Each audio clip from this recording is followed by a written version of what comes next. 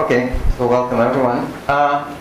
So I want to continue from the point where I finished, because I honestly had the impression that I lost everyone yesterday. So I'll try to make this point, which I think as I will try to illustrate, maybe it will be a little bit sketchy today, just to cover more material, that this simple statement, which I'm going to make, together with this eigenstate thermalization hypothesis, can explain probably all the statements from equilibrium and non-equilibrium thermodynamics, at least all conventional statements we know.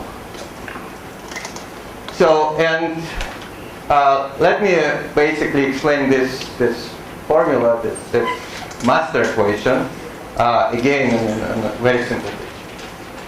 So, and of course by explaining I mean that we put some assumptions which we usually make into different set of assumptions, but these assumptions I hope are at least clear and you can check them experimentally. So let me assume that there is some Hamiltonian, and this picture illustrates some control parameter. That's typically, so far we have isolated system and we do a quench. And it doesn't have to be sudden quench. It can be anemic protocol. So, and assumption number one, we start from a stationary state.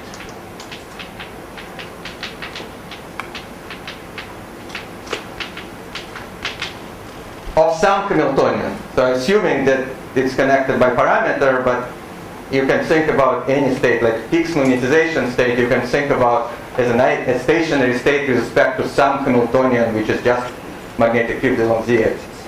So pretty much any quench problem can be solved. So it actually means that you have statistical mixture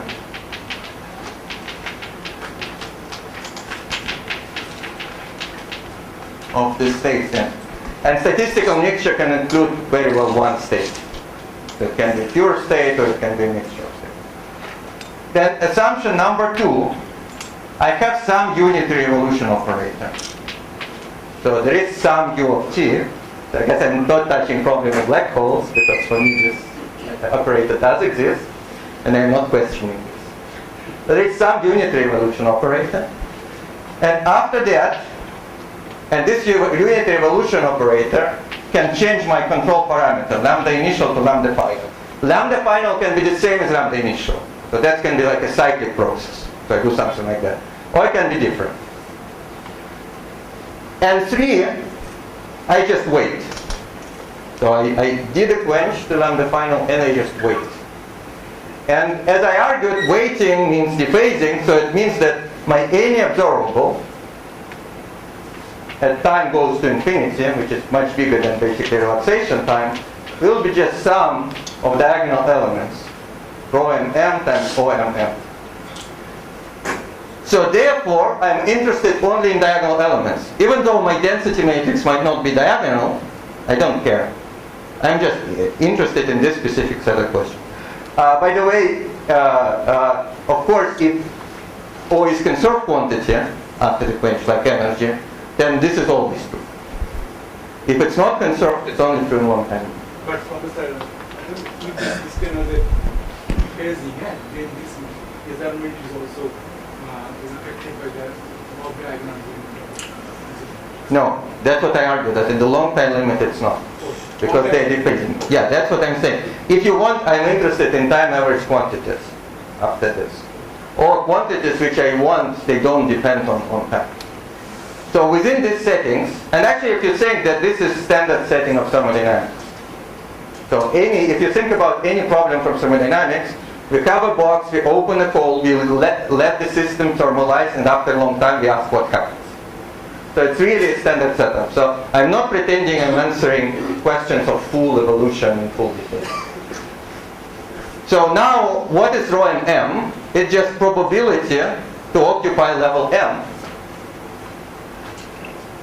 So it means that rho m is just equal to m u n squared. That's it.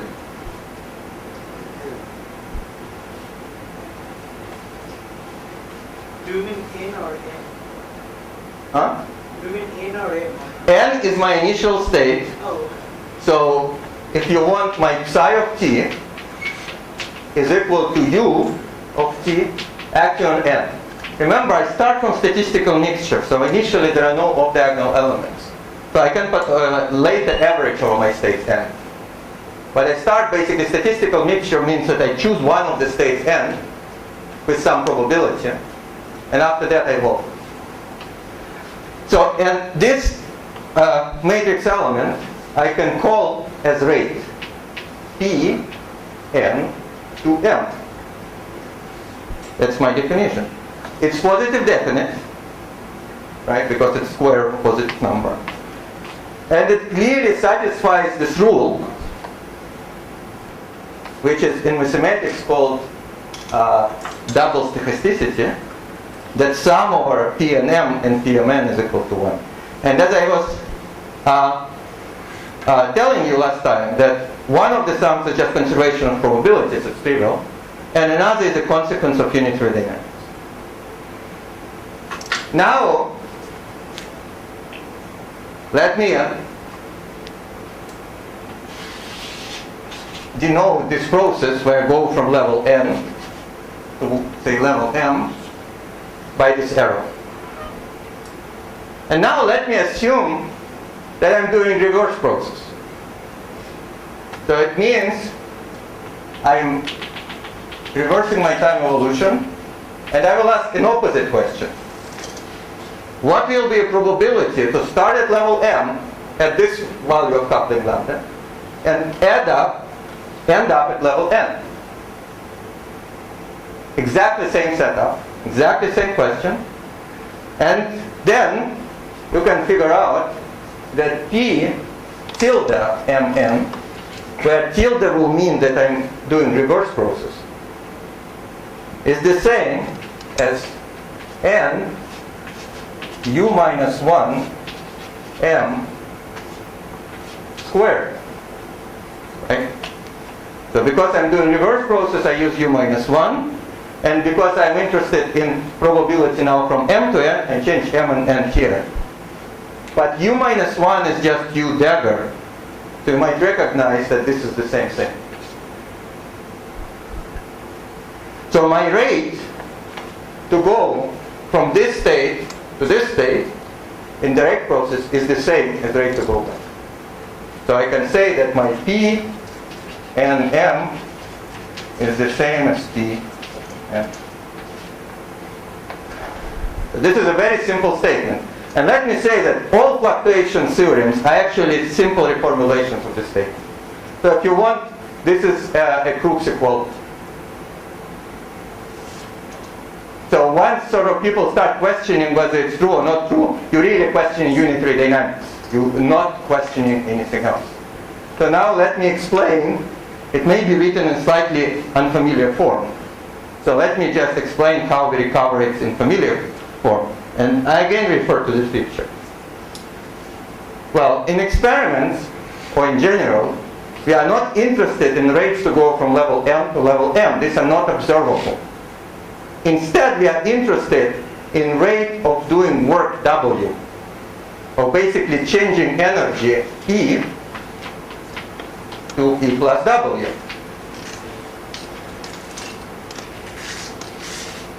What it means? It means that we need to sum, to find this rate, we need to sum over all these probabilities, over all levels within some energy shell delta E. Right? Where E is equal to E naught plus W, right? En plus W. So all states M, which are different from N by W, contribute to this rate. But what it means, well, it means that in order to find this rate of energy change, I need to multiply by density of states. And I just remind you again, so when we do ordinary quantum mechanics, single particle quantum mechanics, and ask what's the probability, say, within Fermi-Golden rule to go to continuous spectrum, what we do, we calculate matrix element of the transition and multiply by density of states. That's the whole thing we do. Yes? May I, just to make sure I understand you correctly, Pn arrow M, Yes. I understand is the joint probability that you start in state n, and then you go to... No. It's a rate. It's a probability. If I start in level n, it's the probability that I end up in level m. If I want to find total work, then of course I need to weight over probabilities of my state. I don't understand your identity. Some of them. So which one? So this is the rate. This function tells me what's the probability if I start at level m in some unitary process that I end up at level m. Yeah. So, and I can start at level m, say this one, and I can end up actually in the same level. It's not shown, it's like I'm not doing anything. Then I have probability to go here and probability to go here. And sum of these three errors is equal to 1. So that's the meaning of the second line. It's just conservation of probability. Yeah. Then I asked this is a different question. I'm saying, suppose I start in any level. So suppose I start in this level, level number 3. It asks, what's the probability to go to level 1? And that's given by this red arrow. Then ask a different question. But what if I start at this level in the middle? What's the probability that I end up here? It's given by this arrow. And it turns out that sum of this probability is exactly the same, well, it's exactly 1. No, That's because of the unitary evolution. it's because of unitary evolution. I mean, it's just a statement that sum of the columns of unitary matrix, whatever, adds to 1. So that would not be true if I just had a classical. Well, it's true classically, but if you have non-unitary evolution, That's what I so if meant. you are So I losing, have like if you have, that's it. from here I will recover detailed balance where this is not true in 2 slides, in 3 slides. Okay. So you will find it. So this is really unitary evolution, meaning there is no bus. At most I have time-dependent Hamiltonian. So is your P n and Pm say P powder being in level n and powder being in level m, they are different, right? They can be. Well, they're different. So far I'm only talking about rates. But if they are different, then the detail balance is not satisfying, probably, right? Because if the rates are same but these probabilities are different. So if I have this process, my only detailed balance is infinite temperature state. Exactly. Right. Well, but that's, okay, I'm going ahead of myself. Driving with external perturbations is equivalent for ergodic system as driving with infinite temperature bus. Because if you think about this external perturbation, it's like heavy degree of freedom. So there is no back action, if you want. So it will drive, just think about a very simple example. It's called Lorentz gas. Imagine that you have very, very light particles and very, very, very heavy particles. And then you let them thermalize. And then you ask, when thermalization will happen? Well, obviously when you reach equipartition. But it means that little mv squared is the same as big mv squared. And then you will immediately see that little v will be infinite. So basically, if you have a gas of moving heavy particles and you let light particle to collide with them, it will end up in infinite temperature state. So I think that if I start with this dynamics and I start with some initial probabilities for each state, so it will finally go to a state where all probabilities are equal? Yeah, you will go always to infinite temperature state. Yeah. So for example, even if this is true actually independent of ergodicity of anything. You have sea-level system and you start shaping it in an arbitrary way. So then with these conditions that you relax, so in the sense that you are not excluding periodic drives, and this is not allowed. But you just apply some pulse, wait, apply another pulse, wait, and so on. You end up in this uniform density. So this is because of both equal to 1, right? Because the sums are equal to 1. Because if of the column sum is equal, right. then the left vector is all 1. That's really useful exercise. It's described in steering book on mathematical quantum mechanics. It's called. Just think about this: that you are sort of shuffling with the apples according to these rules, and then it's not completely trivial. It requires some thinking. But if you do this exercise, you'll just realize that the only possibility you'll end up is that these apples are uniformly distributed. That's the only attractive thing. Just a request, can the light in the slot show be turned off? So just screen. Yes. Battery off. Okay. Thanks. Okay, so but now let me argue on this picture that this immediately implies. What? Oh, you cannot see blackboard. I'm almost done with blackboard. I just want to explain this picture. So this rule, this just basically P and M is the same as P inverse Mn. It immediately implies irreversibility. And the reason is the following. So these arrows are the same, but I have more states at high energies. Now it's typical situation if I have positive temperature. My density of states is increasing function of energy.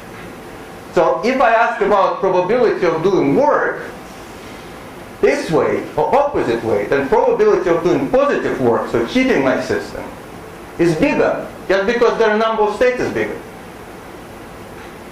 And here, what's hidden? ETH. Because I'm saying that roughly all states are the same. If I don't have ETH, I cannot use this argument. Because maybe there are more states here, but they're not accessible. So I can access only one. Okay.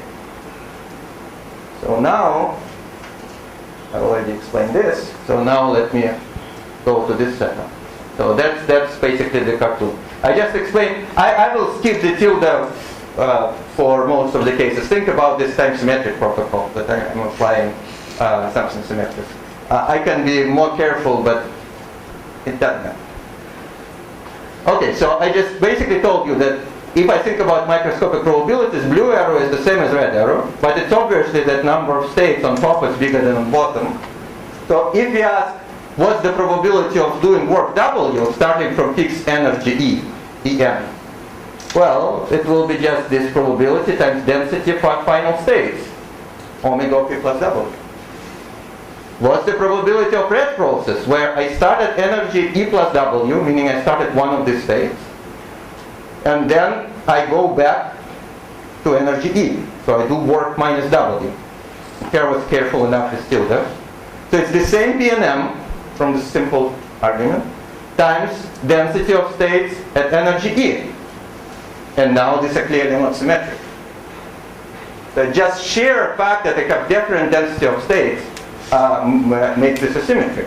So it actually means that in order to make this probabilities the same, I need to multiply this by density of initial states, and this, so density of E, and this at energy E plus omega. Then they become clearly symmetric. Well, this already looks like Crookes relation. This is actually was derived by Bochkov and Kudolov, and Crookes came later to the game. It's really a one-line derivation. So now, returning to the point which someone mentioned, that if I'm interested just doing work W, I need to sum over all possible initial states with initial probabilities. Because this is probability that I can start from fixed state, but I can start from a different state. So, and now, if I want to do it, I just need to average this probability of doing work with respect to initial weight, which is given by rho of E. And I have to sum over all states, and sum over all the states, the integral of the E times omega of E. But puzzled by your first line. First of all, M is a summation index in the second equation. And Yes. it's still there in the last equation. What's it possible? Where? Oh, no, this is one of the M's. So I'm using ETH. I'm assuming that all probabilities are the same. So this is one of the M's from the shell. So it doesn't depend on it. Yeah, this is a really crucial. All these fluctuation theorems, they rely on ETH. Well, either they rely on Gibbs distribution. I'll explain in a second. But they implicitly use ETH. In classical physics, it's much harder to see, but it's there, it's hidden. Wait, so how, okay, so TMN is independent of MNN. That. Well, if I take M and N within narrow shells. Within a narrow shell. Right. That's the crucial thing. Now, yeah. No. E is the same as E. Oh, sorry, what? And that E in the last thing is the same as En, I think. Yes. Sorry. E is En. Yeah, I apologize. This should be En. This should be En. You're right. So E is my initial energy, which is En. And E plus W is my final energy, which is EM. You're absolutely right. I was a little bit slow. So now, this is my just probability of doing work. It turns out that if I assume Gibbs distribution, then I can make additional simplifications. So this is a very simple algebra, and I guess you can just follow it. So this is probability of doing work. It's again integral over all possible states times probability to occupy the state times probability of doing work. Now, instead of rho, I use 1 over z initial times e to the minus beta e. So I use my Gibbs distribution.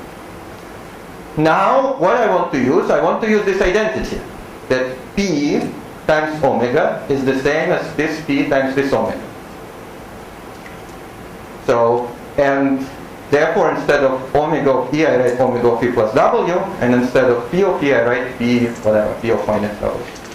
And then minus beta e stays, but I want to write it as e plus w minus w. So what I require is the final over the initial times e to the beta w. So this is Crookes equality. And of course, if I integrate it over w, I will get Jarzynski form. So, but I just want to emphasize that this you might not, you don't need to follow this algebra, and you saw already like, I don't know, like 105 derivations of this. But I guess I want to stress that what really underlies it is the simple fact that blue arrow is the same as red arrow, nothing else. Plus ETH. But now we can ask, so what happens if you don't have Gibbs distribution? Because we have equivalence of ensembles. And it turns out that Jarzynski already doesn't work, because when you average of e to the minus beta w, that's a very dangerous thing to do. It's sensitive to tails, because if w is big, negative, you have huge weight, you have to be careful. But if you're interested in cumulants of this, so when w is small, then it turns out that you don't need any assumptions about Gibbs. And I will argue that this cumulant expansion of this Jarzynski, that's what explains pretty much everything we know from thermodynamics, or at least many of the things we know from thermodynamics. So now let me look into this equation, which is again red arrow is equal to blue arrow times multiplied density of states. And now let me use the fact that W is small. So I'm assuming I'm doing a process where energy doesn't change much. So if you want, I have huge room, huge universe in a stationary state, and I add a little bit of energy. Then it's obvious, then this, I can expand this, right? Not omega, but I have to remember that omega is e power s. Okay, I didn't write it down, so let me write it down here.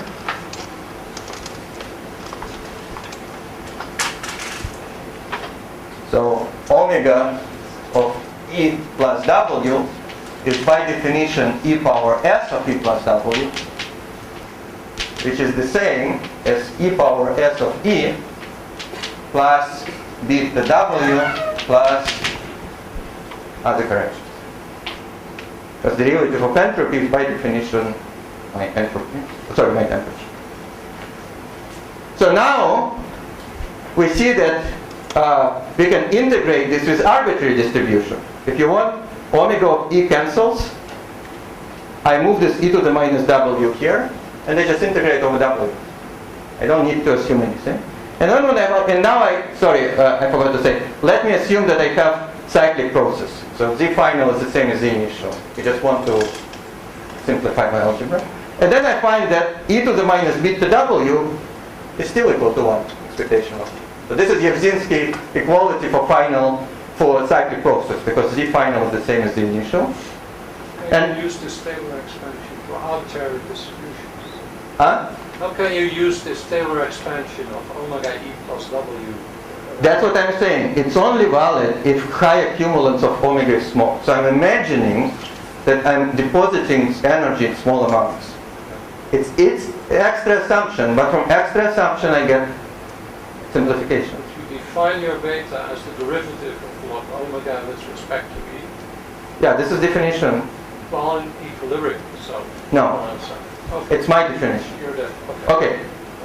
This beta is by definition equilibrium property. It's d log e d e. So dsd. Arbitrary distribution. You mean maybe canonical or grand canonical? Yeah, I don't specify it in distribution. Still equilibrium. In what sense? I did not say that I didn't say anything about initial distribution. I start from one eigenstate. So in a way, this eigenstate, I can have any distribution. It can be just single eigenstate, for example. In a way, I told you that single eigenstate is like thermal equilibrium. So in this sense, you're right. Your beta is D log. Right. Omega. Right. I am not making any assumption that I'm in Gibbs state. So my only assumption, if you wish, is that I'm sufficiently narrow distribution, which is less than extensive. So now I can make cumulant expansion of this. It's basically, if you want, I take log of left and right hand side, and the log of this is equal to 0, and then I expand to a second order. And of course, the assumption is W is small, that higher order cumulants are small. And I find something which looks like the diffusion relation. So I find that average work is beta over 2 times delta the omega squared. So A, you can say it's another view on second law of thermodynamics, because I suddenly find that my average work is positive. And I didn't assume any Gibbs distributions or anything. And second, I see that there is an Einstein relation. So work, if you think, it's like energy drift. Work fluctuations is like energy spreading, it's diffusion. And we know that there are Einstein relations between drift and diffusion, and I find it for basically arbitrary process. Moreover, we can write a Fokker-Planck equation, a diffusion equation, and this I will leave as an exercise. It's a very useful exercise because I will explain you how to do it, but once you start doing it, you'll find there are lots of subtleties. If you didn't derive Fokker-Planck equation one of the courses, you definitely should do it. One of the fundamental equations in physics, statistical physics, anything. So the idea is the following. So let me look into how distribution changes if we wait a little bit of time. So a little bit of time basically means that W is small, that we perform small work. Well, it will be initial distribution, obviously, plus integral of all work, probability to start with some state with E minus W, and then perform a work from E minus W to W. Minus opposite thing. So it's a standard thing. But now, the distribution only depends on the change in energy on the work. yes, I'm relying on ETH all the time. So if you have other conserved quantities, I will talk about this later, you have to use them. Yeah, plus the same kind of, well, relaxing to a stationary state immediately on the time scale. Well, if you want, I'm just asking rigorously what happens if I start from initial state, and then I ask what happens here. Yeah. Of course, if I want to continuously use it, I need to use assumption that I'm always by the stationary. That's true. But rigorously, I just want to ask what happens. Imagine I do my process in steps. So I do sudden quench, then wait. Sudden quench and wait. Then this procedure becomes rigorous. Well, of course, there are a lot of subtleties, but at long times, actually, any process will look like Markov process. So there's no. It's a question of time scales. Okay, so now what I really strongly recommend this exercise. Assume that W is a narrow function of W, of legal W. Sorry, my probability of doing work is very narrow function of work, so it's very peaked near small work. And these distributions are smooth functions of W. So then, if you do this expansion, what you find is a Fokker-Planck equation or a diffusion equation. If you don't know what it is, but then let me just explain. So you write differential equations for W, and you have two terms. One is drift, so it's average energy flow, and one is diffusion. And this is second order differential equation. And the meaning of this coefficient A and B is precisely average W and precisely delta omega squared. So there is a hint which will be useful only if you do this exercise. So, and it turns out that we immediately see that our dynamics, unitary dynamics, is super constraining. If I know my average heating rate, then I immediately know my spreading on energy.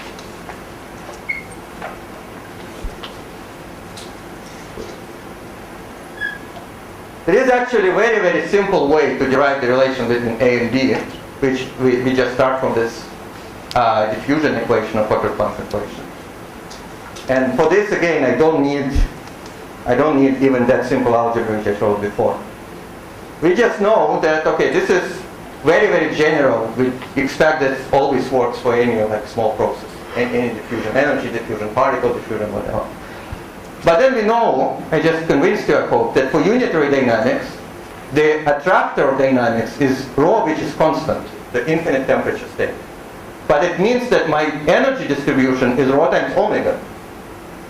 So I just plug it in, so I require, if my W is equal to this, my d by dt is equal to 0. And it's not very difficult to find that the solution to this is precisely what I wrote, that 2a is equal to beta b, so my drift is diffusion over 2 plus, there is actually an extra term, which you can also recover, I just skip this, but this term is typically small, because it's d by d, is total energy of the system. So if I deal with big systems, this is not important. And interestingly, that the example, which also I leave as an exercise that just goes through the results, was done by Chris Yersinski in 1992. So he used Yersinski equation relation in infinitesimal form, actually before he discovered it. And he discovered this relation between A and B from actually the same arguments in the classical setup, and checked it that it works even for one particle. So I'll just give you a hint how you solve it. So this is a particle moves in a cavity with walls which are moving in an arbitrary way.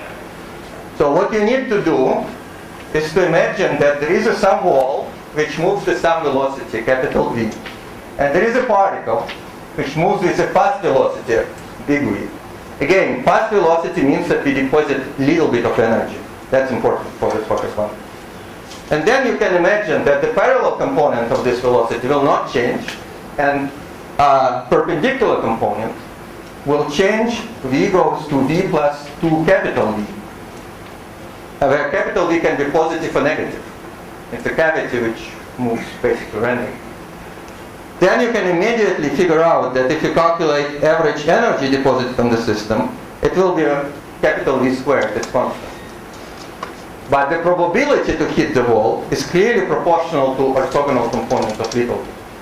So if you do this all together, what you will find that average energy per unit time which you absorb will be some function c which will encode all geometry, everything, times square root of energy. This is just velocity.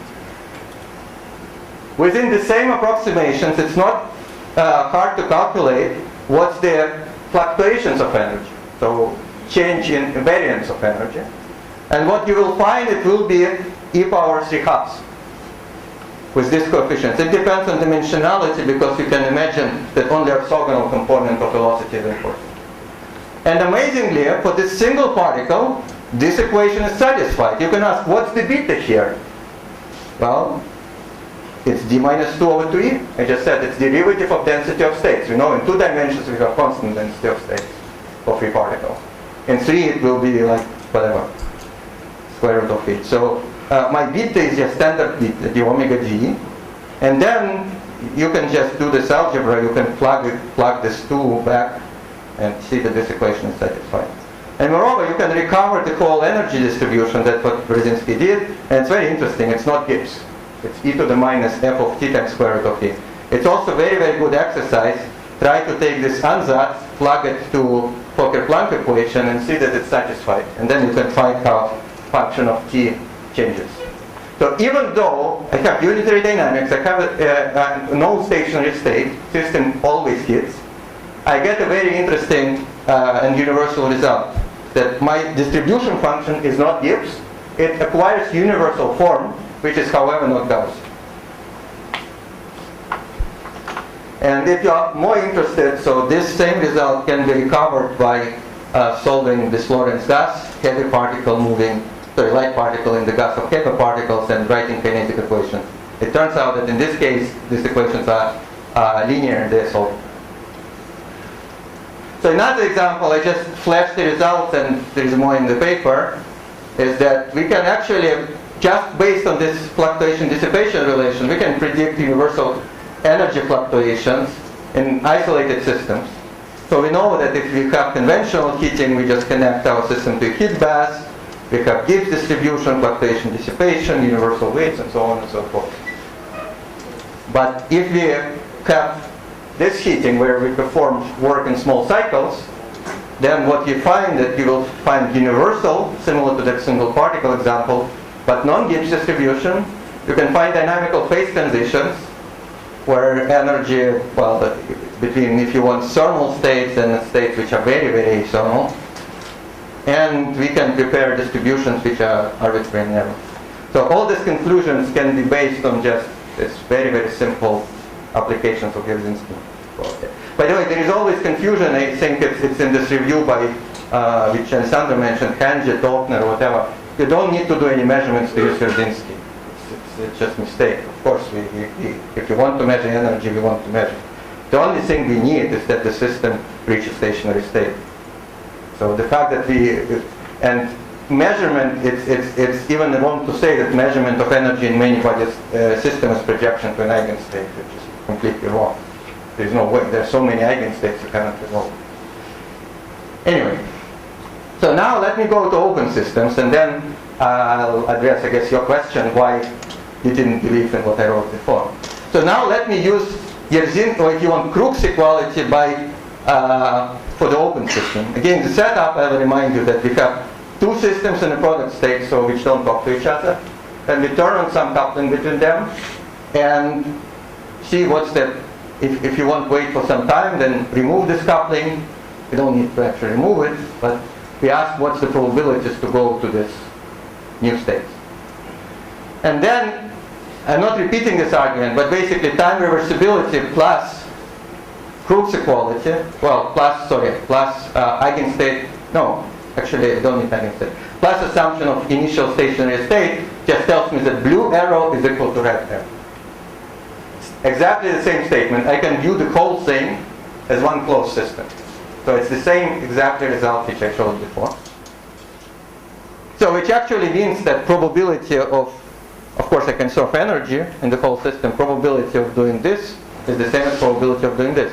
But suppose my system A is small. It's like, I don't know, single spin.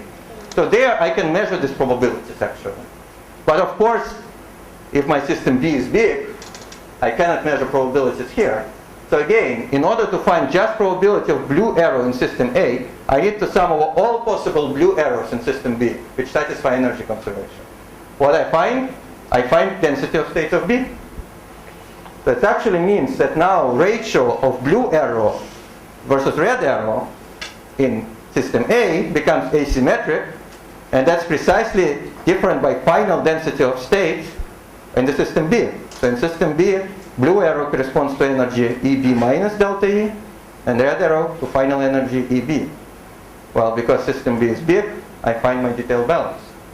So for detailed balance, I only use that I can use ETH for the system B, but this is a best, so we know it. So, and this is what Letitia mentioned, that we assume usually some kind of dynamics, Monte Carlo, Metropolis, or whatever, there are many names. They all have this detailed balance. And it's known that it leads to thermal equilibrium, but you can actually compute it microscopically and see it there. Okay, so now if I have two open big systems, then again, I can use the same equality, but now I have lots of states here, lots of states here. I can do the same trick. Now I don't repeat details. I can ask, what's the probability of doing transmitting work W from here to here? So I go down here, I go up here, compared to opposite process. And again, these probabilities are different only due to densities of states. In the blue process, I use density of states here, initial. In the red process, these are different densities of states. What are the relations between the primed and the unprimed states? Oh, sorry. Not prime, they describe N, prime describe B. Okay, and M and M prime, they are in principle the same energy? Well, total energy is the same. Yes. I have to conserve total energy. So M and N different energy, but if you want En minus Em is the same as Em prime minus En prime. This is a kind of probability for a simultaneous change. Yeah, it's probability of energy exchange, probability that I reduce energy by W here, and it's probability of heat transport actually. N goes to M and then B N prime goes Right. to N prime. If my symbols are right here, one should be blue arrow and one should be opposite, red arrow. So I think arrows are easy. So again, we see that the ratio between arrows is only due to densities of states. We have now two of them. And then we see our Yersinski relation for two systems, which means that average of delta beta times W is 1. And from here, we by the way recover this result, that external drive is the same as I have infinite temperature bus. If I have infinite temperature, beta B is equal to, maybe sign is wrong here. Beta B is equal to 0, and then I should recover, it should be opposite sign, sorry. And that should recover that e to the minus beta W is 1. Or maybe sign is right, but W has opposite meaning. So anyway, if I expand this, I will find that, again, I have this fluctuation dissipation relation, where delta beta is now difference in temperatures. Okay, this was very abstract. Again, this follows from ETH. Let me just do an example which is probably familiar to all of us. We have not black holes, that's too complicated, but black bodies. And let's imagine that we have, this was sort of my way to represent, we have one black body with temperature TA, another black body with temperature TB, and then we sort of exchange photons. And then, actually one black body is a problem which is discussed in any textbook, but two black bodies may be discussed somewhere, but at least not in obvious way. So let me try to really sketch through the computation, and again I leave details as an exercise. So I have two Hamiltonians, I have my photons living in system A, and I have my free photons living in system B. And then what do I do for the coupling? Actually there are two choices. One I will call a recoloring operator. So recoloring operator means that the moment photon A leaves system A, it becomes photon B. I just call it, it's a unitary operator, I just call AB and BA, so it's perfectly defined. But it's perturbation, just because number of photons which escape from A is small. If you don't want recoloring operator, you can actually, again as an exercise, do a gauge transformation, that all B bosons rotate by pi over 2. And then if you find, then your perturbation will be sort of a flux operator. That's like this you may recognize as a current, and I multiply by HT. Lambda is transmission amplitude, which is for black bodies 1.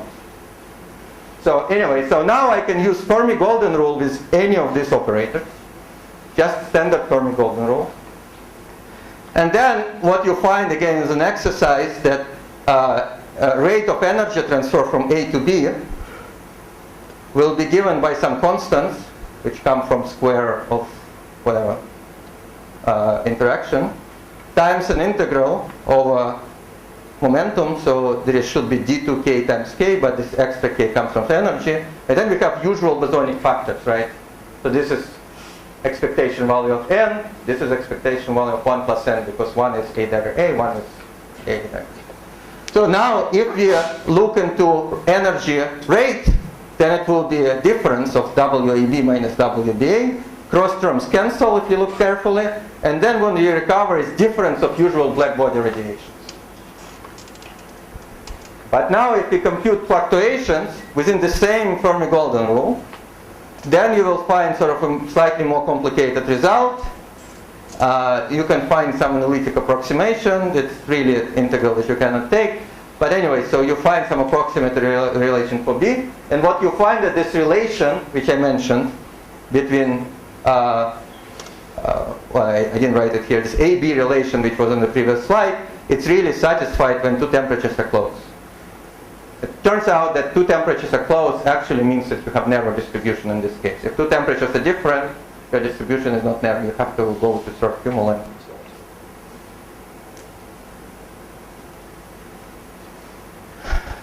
Okay. So, and I want to finish this part on sort of implications of ETH from Onsager relations. So if you remember, there's a symmetry relations between some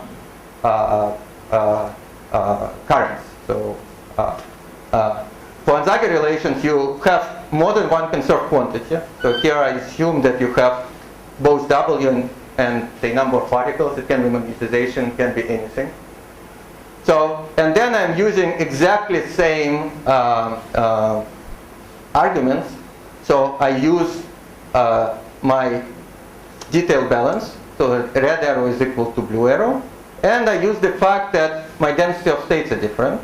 But now my density of states depends not only on energy, but also on another conserved quantity, number. So instead of one exponent, I get two exponents.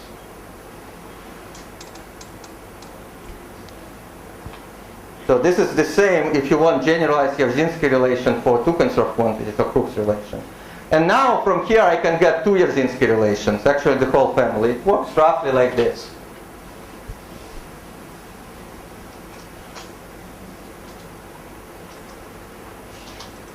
So I have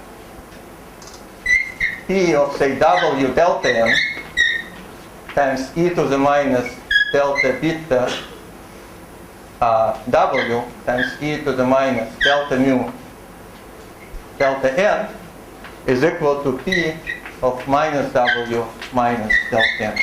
So it's really straightforward generalization. So instead of just W, I also have delta M.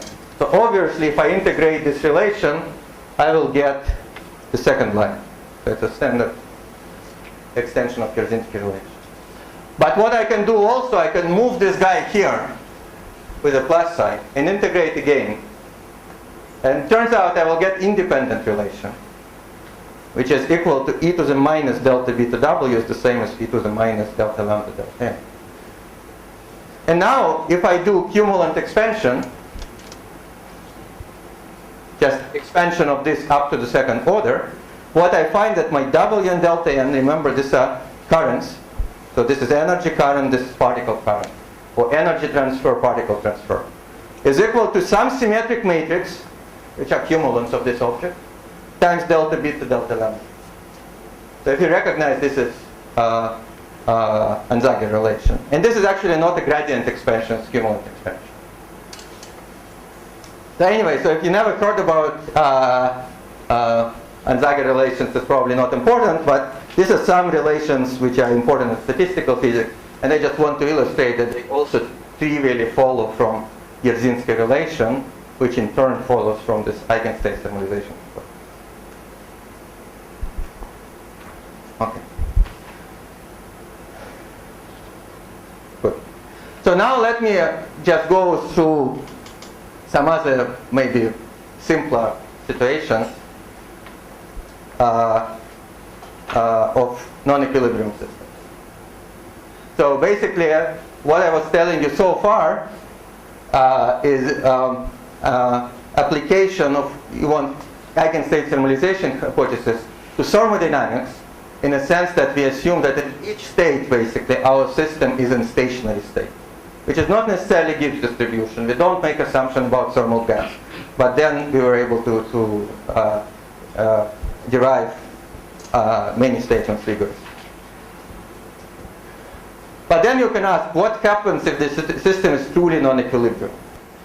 And then there is no really a framework, I would say unified framework of addressing this question. Yeah. Before you go to very I was wondering, these are related questions, like what is the status of ETH? Has it been shown for some classical systems? Are there numerical alternatives? It's just numerical? It's only numerical. Yeah. Well, moreover, since you asked this question, there are even, I would say not debates, because there is no really argument from one side or another, but there are questions which people ask. So whether there is difference between, for example, chaos and ergodicity. And in some sense, what I can say with respect to what I just discussed, we can imagine that, well, at least we can define a fully chaotic system as a system which completely delocalizes among my eigenstates. At least that's what I will define quantum chaos. And then, of course, this implies immediately ETH, everything, because if I'm completely delocalized within energy shell, just my usual statistical physics works.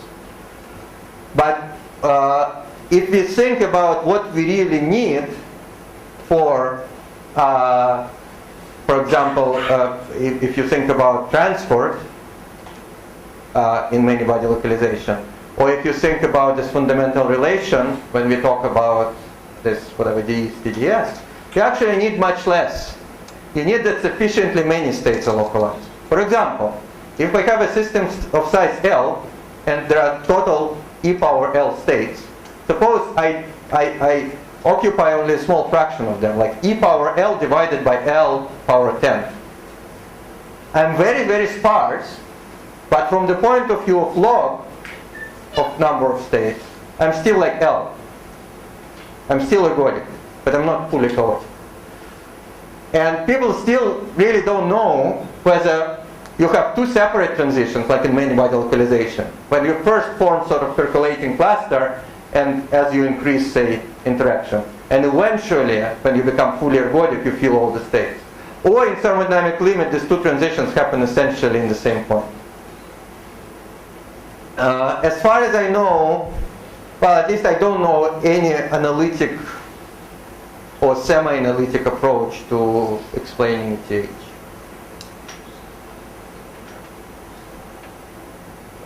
But it works. There are no counterexamples, let me put it this way. And there are no maybe expected counterexamples, or well, glasses?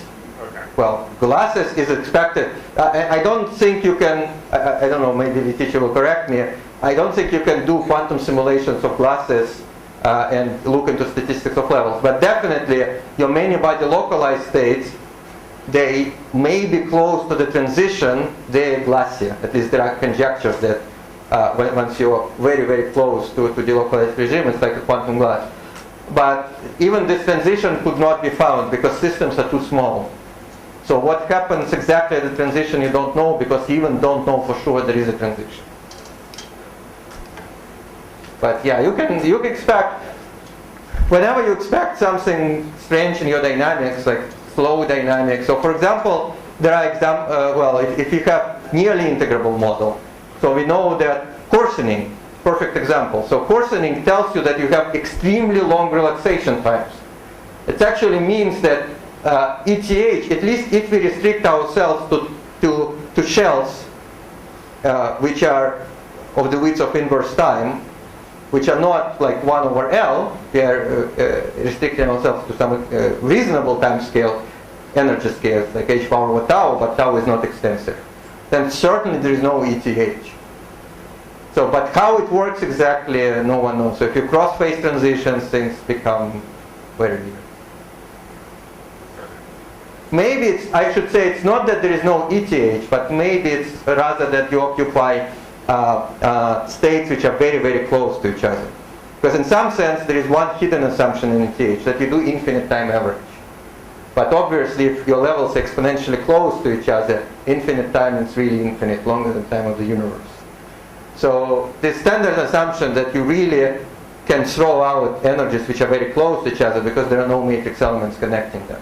So if this is not the case, it's still ETH can work, but you really need very, very long time to dephase. But so is ETH, obviously you wouldn't apply ETH to an integrable system and you're saying not to a glassy system. So, but if you had a Hamiltonian for a many-body Hamiltonian, do you know beforehand or some criterion on the Hamiltonian whether or not you should apply ETH? Because that other, what's the content of the hypothesis? You see what I mean? Because it applies to some systems, not to others. But to make a substantial statement, you need to say, well, so this class that has this property also has these properties at the end. You're asking basically whether you can prove thermodynamics. No, you cannot. So if you want to find criteria, well, you can use standard perturbative criteria like kinetic equations or whatever. But how you can trust them, it's a separate question. So typically, if you know that you thermalize, then ETH will work.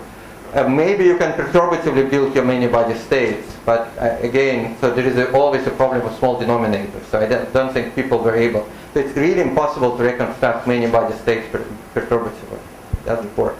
So, well, basically you have to, I don't know, plug and pray. Yeah. Well, to me, I'm not working personally. I was asked to give lectures on this. So I like this subject. I try to follow literature.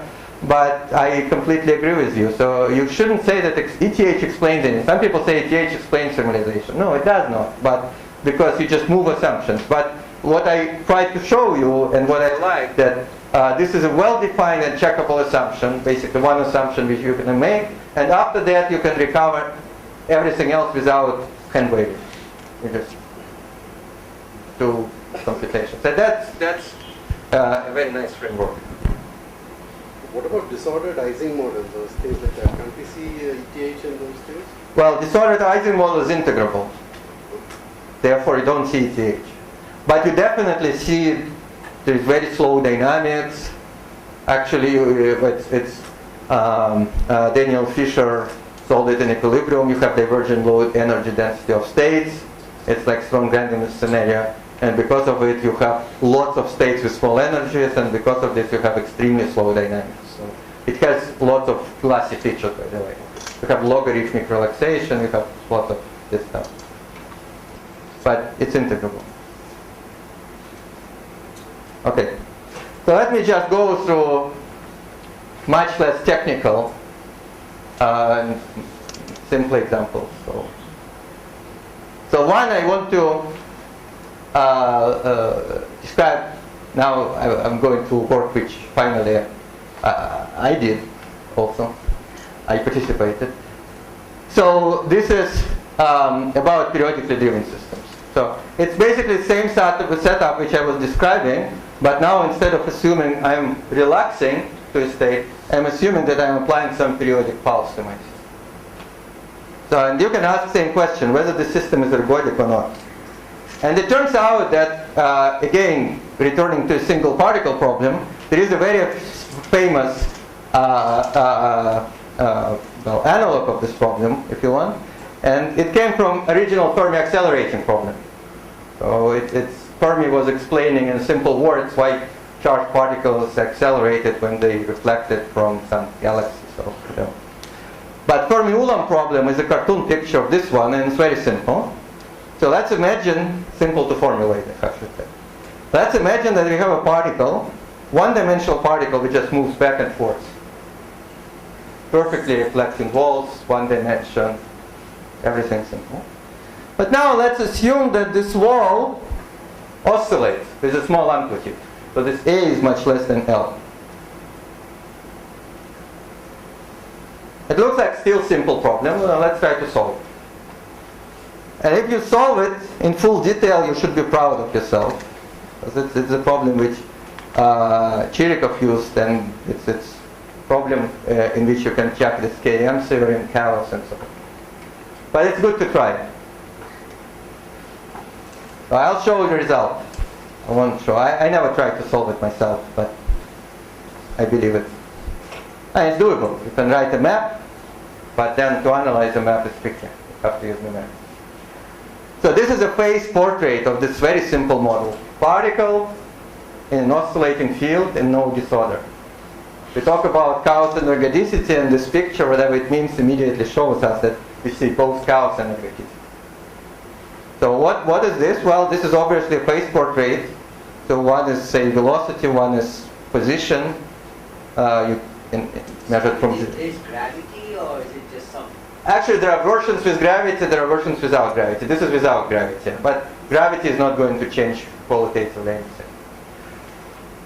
So, and what you see is the following, that this is momentum, vertical axis. Then when momentum is high, you see very, very nice periodic motion. Perfect. When momentum is low, velocity is small, you clearly see chaos. So how we can understand it qualitatively? Well, suppose particle moves slowly. It means it goes here and comes back. And when it returns, this thing made already like zillions of oscillations. So from the point of view of particle, this is random. And if it's random, well, we just discussed that you get chaos. But it's exactly a setup which I was discussing. So you do a quench, kick, after that you equilibrate, you forget everything, and then there is another quench. And then you have this chaotic motion. On the other hand, if velocity is too high, well, then we know that when particle comes back, this one just moves tiny bit. But we know if we have slow motion, we can serve adiabatic invariance for classical mechanics. So it actually means that our motion just slightly modifies. And that's exactly what you see in this numerical plot. It's interesting thing, which is already unusual, that our chaotic regime doesn't lead to infinite heating. Because there is always separatrix between chaotic motion and non-chaotic motion. You cannot cross it. So it means that even though you have random motion, namely you would think that energy will always increase, but it's not the case. It increases, but then it goes back. You're chaotic, but it's in bounded region. There is another very famous example of the same kind. It's called kicked rotor. So it's the same idea. You have particle in this cosine potential, and then you kick it periodically in time. And then if kick amplitude is small, you basically have regular motion. So you have this both oscillations around minima and sort of rotations like this. But if you increase your kick amplitude, you eventually go find some percolating chaotic cluster, and eventually it all becomes chaotic. It may be very, very small isolated finite. So this was also a problem which was analyzed by Chirikov, and that's also of the same family. It's called Kapitsa pendulum. So we probably all heard about this. So it's a pendulum which can swing like this, but then you start moving the top up and down with some frequency. And it turns out that once you, and this I will discuss a little bit more, that once you oscillate a little bit fast, then the system actually gets another stable equilibrium, which is upside down. So from the point of view of ergodicity of what we discussed, it means that system thermalizes, but in a very weird state. This is completely stable. So this is again phase portrait. If you move very fast, you have mu minima around pi. Theta equals to pi means that you're here. And there is a very interesting story behind this Kapitsa pendulum. So I'll show you 1 minute video. Unfortunately, I've only found it in Russian, so I'll tell you in advance what it says. So this is Vladimir Arnold, this famous mathematician who actually basically the author of this Kolmogorov-Arnold-Mozart theorem. If you know, he wrote many books on classical mechanics, which only taught to mathematicians. Maybe to things very true. So, and he told the story about this Kapitsa pendulum, which was very interesting. So it turns out that he worked in the same committee as Kapitsa. Kapitsa was head of this committee, and Arnold was vice chair of this committee. And this committee, you probably won't believe what it was. It was about school Olympiads for physics and mathematics. So you can see where the level of Russian school, if school Olympiads are prepared by these guys, you can imagine what the level is. And in one of these meetings, Kapitsa was just chatting with Arnold, and he basically told about this problem. So originally, this problem arose because Kapitsa was trying to convince government to build a big accelerator. And, well, I know very little about acceleration. Accelerators, I only know that particles should rotate around big circles. And they should be stable. That's important. It was important that after basically few kilometers distance, the precision of the trajectory is less than 10 millimeters. But when you do analysis of the motion of a particle, then you see that it's equivalent to a particle moving in upside down potential. And of course, no one wanted to give billions of rubles, dollars to build this machine. But there was one caveat, that this potential was time dependent. And then Kapitsa realized that instead of building accelerator, he can convince this committee, it was 1951, convince this committee by simple experiment. So by doing this pendulum, and he thought a little bit how to create it. It was not easy. And then he realized that he can use this Zinger swing machine. Now, usually that days, like they were used to fix clothes or something like that. But for two physicists, it was a machine which converts rotational motion into motion which is like up and down. So, and Kapitsa was two physicists, so he did this experiment and it worked. And then Arnold says that he was very puzzled because he was a mathematician and he didn't know mathematical theorem which will tell you why it should work. Kapitsa, of course, had his solution, but if you look into the book of Landau-Lifshitz, first volume, it's sketched there. It's basically perturbation theory. I'll sketch it in the next slide also. But it's still perturbation theory. Basically, there shouldn't be any equilibrium. And then Arnold said that on the way home, he just realized that actually there is theorem in mathematics which tells that this is true, that this motion, this equilibrium can exist. But this theorem, according to him, was very complicated and basically no one knew about it. And no one knew about it because it was contained in his PhD thesis. And this is Kolmogorov-Arnold-Moser theorem. And in this video, I described most of this. It's an 8-minute video. In the last minute, I want to show you actual demonstration. You should turn off the lights. Yeah. So there is some sound, but anyway. So this is experiment by great mathematician. So he figured out that he doesn't have Zinger machine, but he can use a razor. And he shows that this motion is unstable. He even told few stories.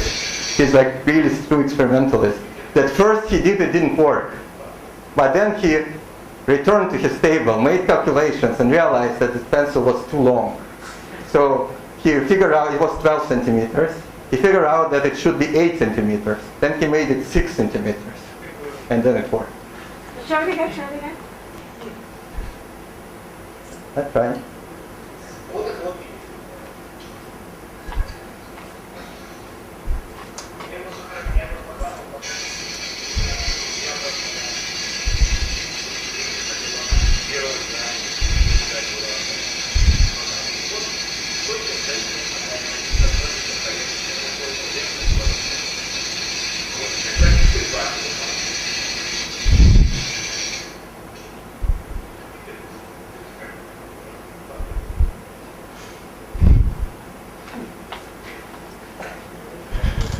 Okay.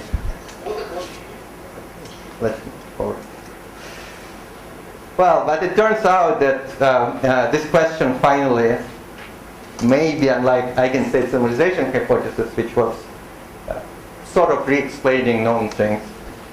This question of periodic driving, it really becomes very relevant experimentally. So I just show two nice pictures, one from Andrea Cavalieri group in Hamburg, where he actually applied very strong pulse of radiation to high temperature superconductors, basically shaping oxygen atoms. And then he sees, looks like superconducting response at nearly room temperature for short times, but it's really, if it's confirmed by maybe other people, it will be true breakthrough. This paper is still not published. I think it's on archive, but I think he's fighting that race. There are other examples. These are excitonic condensates. It's also recent breakthroughs. It's basically systems which you continuously drive with periodic light. So you pump electrons and holes. These are open systems, of course, so they dissipate, but there is some non-equilibrium steady state which looks like Bose-Einstein condensation. So this is pictures of momentum distribution. Okay. So from pictures, let me just say a little bit about theory, how we can understand what goes on. So if we have periodic drive, then technically the problem is relatively straightforward. in a sense that we evolve our wave function for period t, then evolve it again with the same Hamiltonian, evolve it again, and so on. Let me just look into stroboscopic evolution at time and t. Otherwise, you have to involve a little bit more for time, which is like within the period. So, but if I'm interested in gross features, I really don't care. So, and this unitary evolution is basically, in the simplest case, it's just product of two exponents with two Hamiltonians. In a more complicated state, it's just time moderate, as usual, time moderate integral over the period. Well, but I can always write unitary operator as e to the minus h times t, where h is some Hermitian operator. It's always possible. And this is, for those who know, it's called Fokker operator. So, and what is achieved by this simple mapping? Well, what is achieved that suddenly my periodic quench becomes usual quench. It's exactly the problem I was describing to you before. Because you just see that after my n periods, my evolution is just e to the minus IH Fokker times n times t. So it looks like I quench to just Fokker Hamiltonian. Sorry, sometimes I call it H effective, H Fokker, it's the same thing. I quench to this Fokker Hamiltonian and just wait. I don't do anything. So it's a quench problem.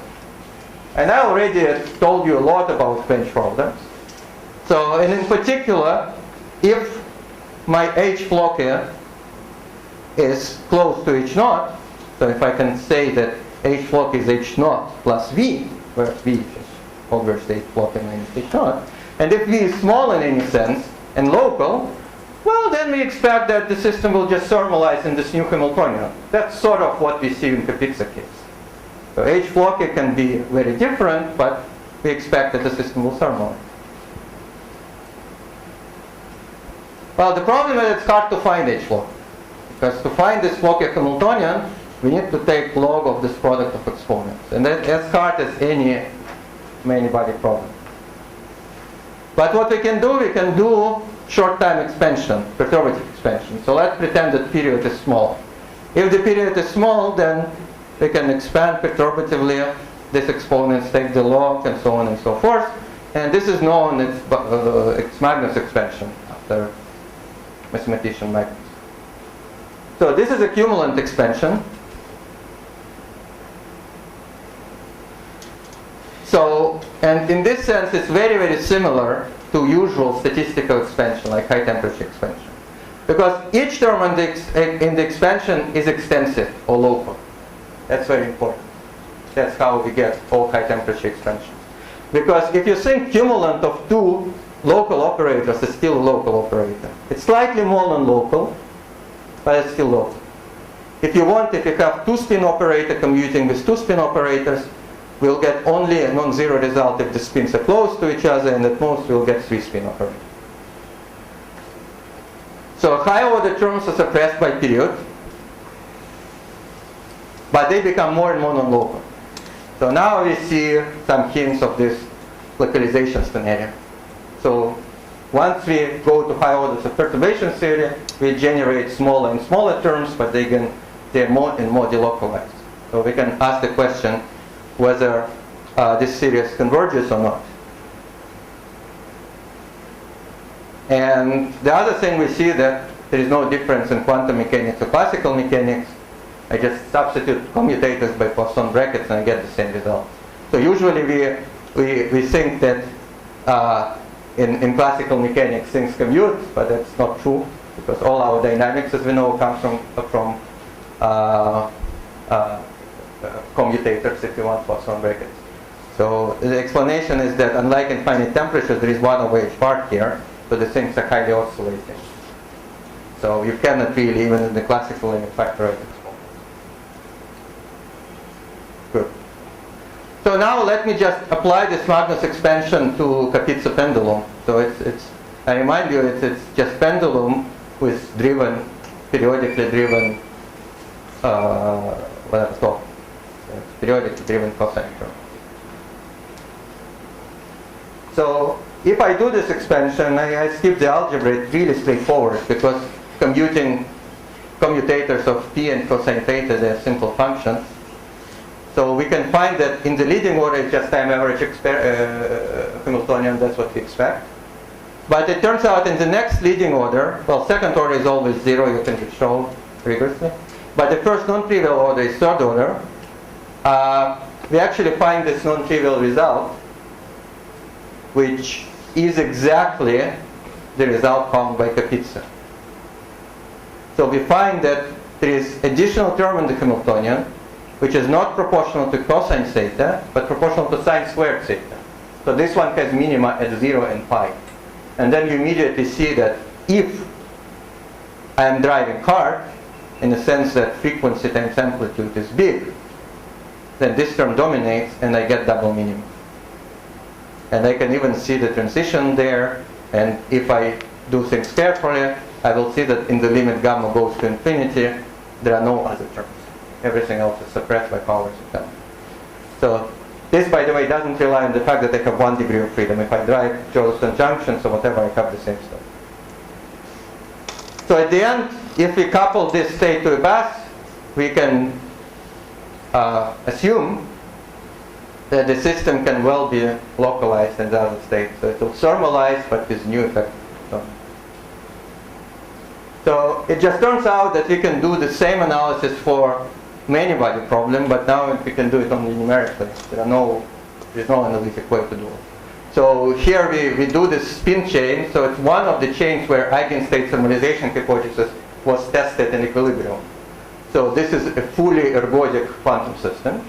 And then we start driving it. Well, we have chosen protocol that for some time you have just free evolution, then for some time you have this complicated interacting evolution, and you repeat many, many times. It just turns out that in one of the limits you can find the transition, but I think I won't go through any technicalities anymore. So I'll just show you a picture.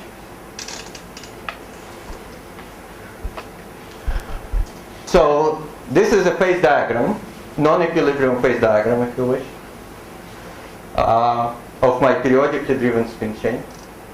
So vertical axis is a time where I keep interaction. Horizontal axis is a time where I keep magnetic field. So what's shown in color is temperature or effective energy after infinite time. Because it's quantum mechanical problem, I can map it exactly to a single quench, and my infinite time means I go to diagonal ensemble of this H4. So what I find that indeed at short periods, both t is small, my energy is very small. I'm blue, I'm cold. But if I drive harder, I go to an infinite temperature state. So basically, we recover the results which I was describing before, what happens if we drive chaotically. So the system absorbs the energy until it saturates at infinite temperature. So of course you can say maybe this is a crossover, not the transition, but V means Luca D'Alessio analyzed very, very carefully both energy and entropy as a function of the period. And what you see, and the function of the system size, and what you see that up to a certain point there is basically no system size dependence. So our energy per site, or entropy per site, after a very, very long time, it saturates. So in a way, what I told you about is another energy localization transition, which is many-body, but in a completely non-equilibrium setting. So we see that if you drive very, very hard, our energy is localized. Even though, namely, I would think that I want to always be ergodic, go to this attractor, which is infinite temperature state, this doesn't happen. System chooses to stay in lower temperature state forever.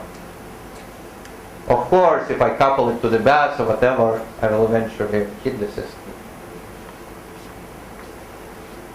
So there are some more pictures which might be even reminiscent to this Fermi-Ulam problem. Then I basically see that if I drive with slowly, then I very, very fast go to high energy state and stay there. So it's completely ergodic infinite temperature regime. But if I drive faster, then we have a situation which is very, very reminiscent to what we have in Fermi-Ulam problem. So it looks like the system is still ergodic, it's still chaotic. I'm dealing with non-integral Hamiltonian, but the energy is bounded. So I get this phenomena of energy localization and at the same time ergodicity.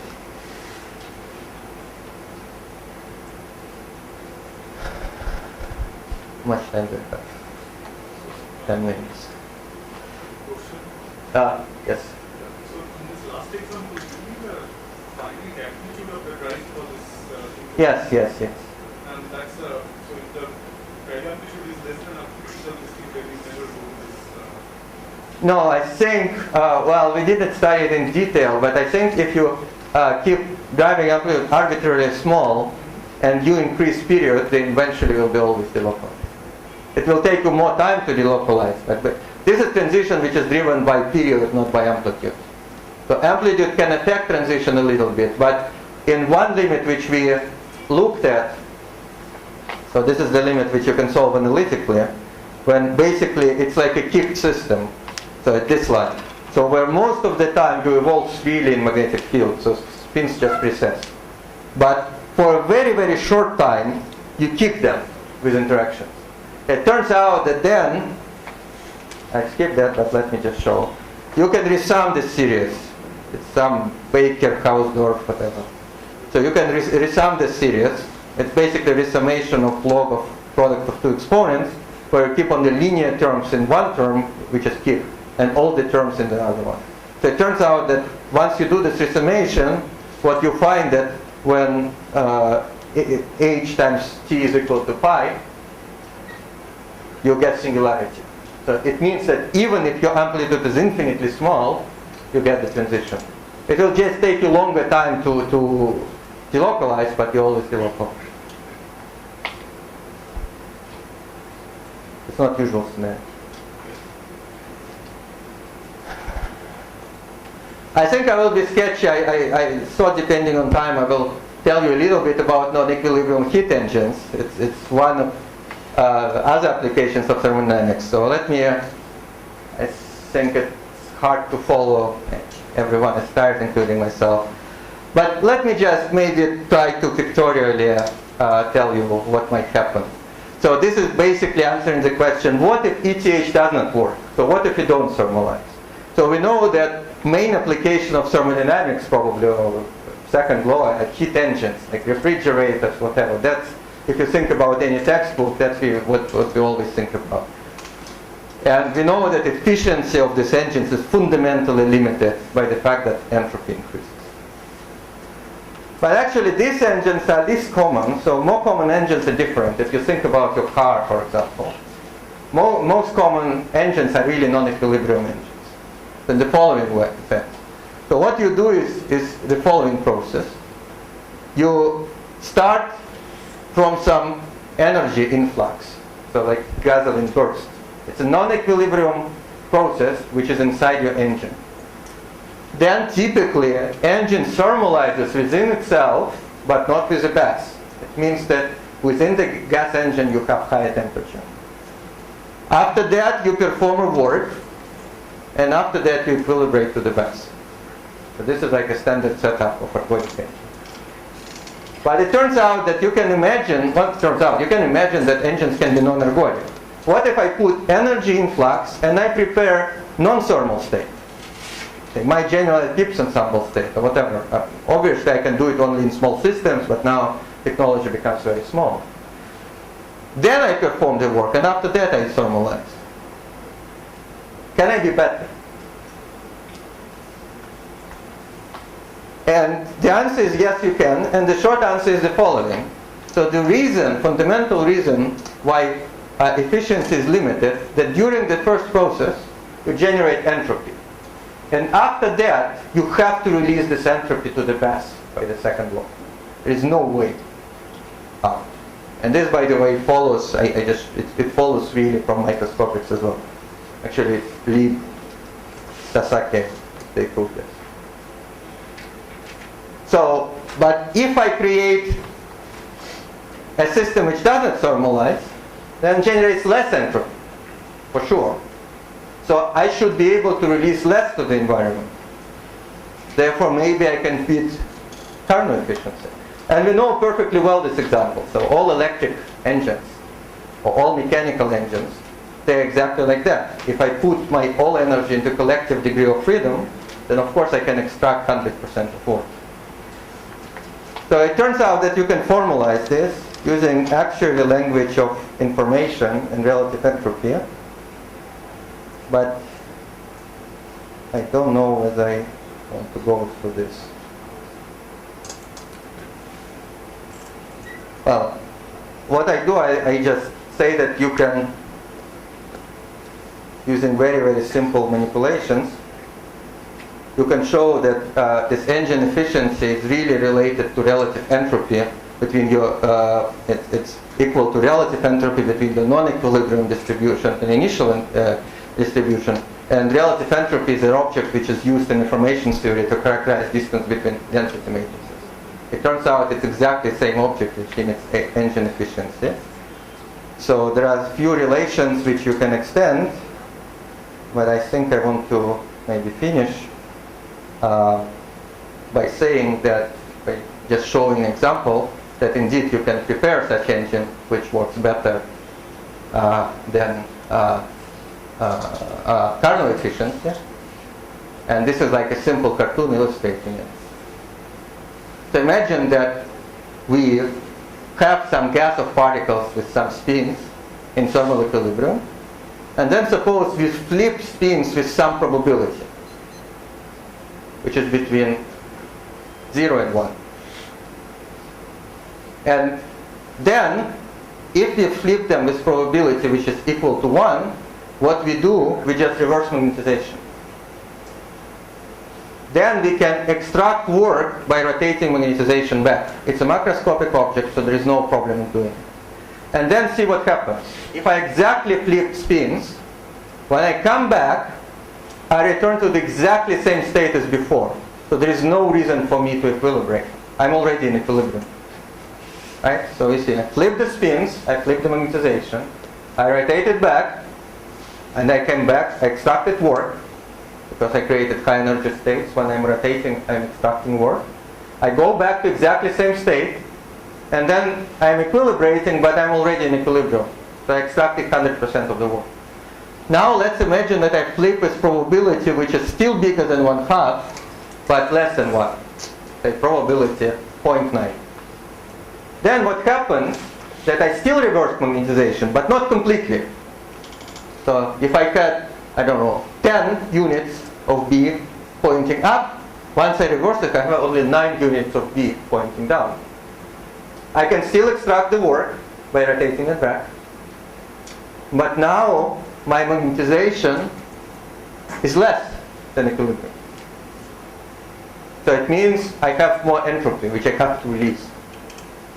So this will limit my efficiency. And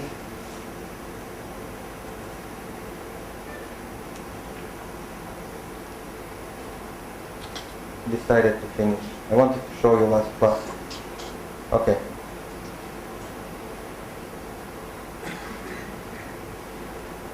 So if I compute bounds,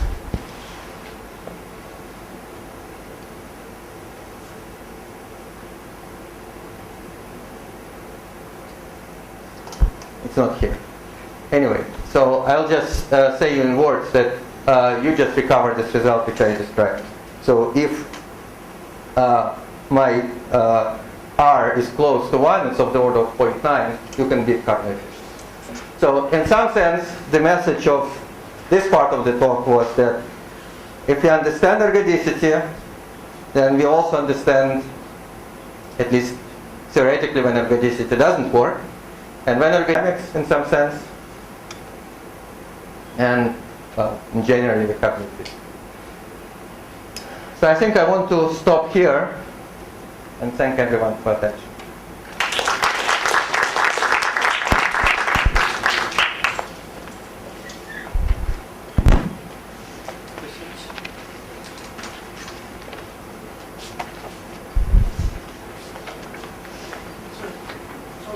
This capital pendulum, if I don't assume thermalization, I assume that the system is closed.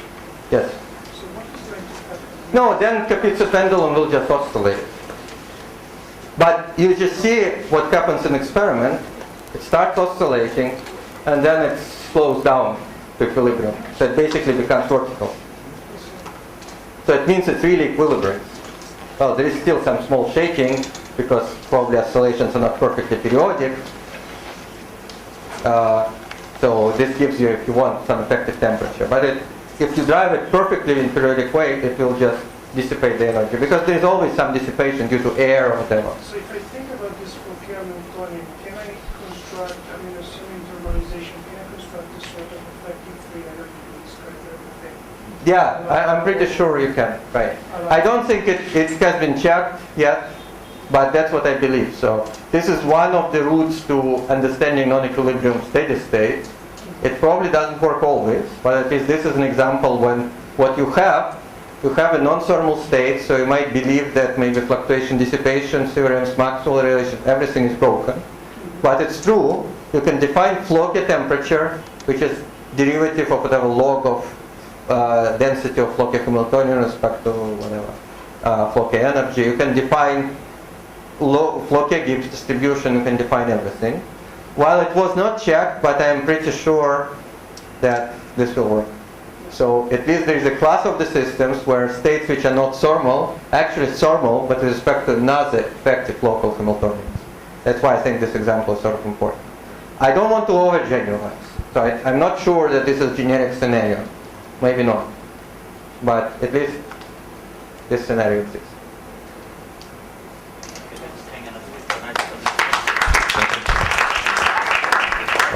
Thank you. And so we'll have a good photo.